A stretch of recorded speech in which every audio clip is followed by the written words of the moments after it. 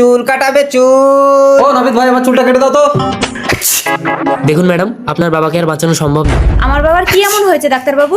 মানুষটা 6 মাস ধরে হাঁচি দিচ্ছে, দেশ বিদেশের কোনো ডাক্তার সারাতে পারলো না। যত টাকা লাগে লাগুক, আপনি আমার বাবাকে বাঁচান। সবকিছু টাকা দিয়ে হয় না ম্যাডাম। ফেসবুকে লাইভ করব। হ্যালো গাইস, আমার বাবা 6 মাস ধরে হাঁচি দিচ্ছে, কোনো ডাক্তার সারাতে পারছে না। যে আমার বাবাকে বাঁচাতে পারবে সেই গাড়ি বাড়ি টাকা পয়সা এমনকি আমাকেও পাবে। আপনার আঙ্গুলটা কি সত্যি পচে যাবে?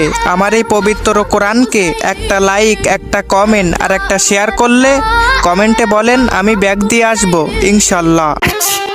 আচ্ছা নাপিত ভাই, তুমি চুল কাটতে আসার সময় তোমার এই ছোট্ট মেয়েটাকে নিয়ে আসো কেন? আর বলবেন না স্যার, চারিদিকের যে অবস্থা, এটুকু মামরা মেয়েকে ঘরে রেখে আসতে ভীষণ ভয় করে।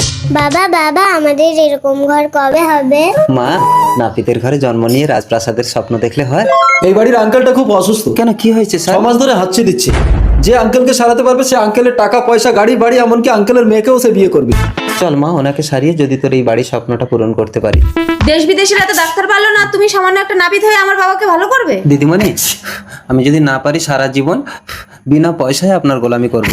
ঠিক আছে, দেখো কত হাতি গেল, মশা এলো। ডাক্তারবাবু, ওনার মাথাটা একটু চেপে ধরুন তো।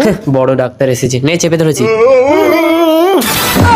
হে মা, আমার হাঁচি তো বন্ধ হয়ে গেছে, আমি ভালো হয়ে গেছি। বাবা, তুমি ভালো হয়ে গেছো? হ্যাঁ।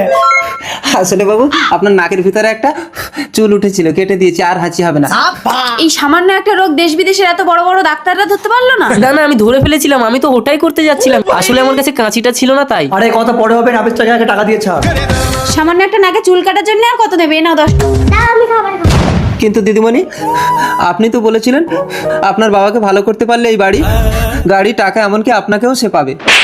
সামান্য একটা নাপিত, তোর একটা মেয়ে আছে, তুই আমাকে বিয়ে করার স্বপ্ন দেখছিস? আমার বউ মারা গেছে দিদিমণি। ডাক্তার, তুমি আমার জামাই হবে, এই নাপিতটাকে ঘাট ধাক্কা দিয়ে ঘর থেকে বের করে দাও। এই চল না, এটা অন্য। এই মেয়ে, তুই কি দেখছিস? যাবে চল না? বেরো। আরে আরে, কি হয়েছে নাপিত ভাই?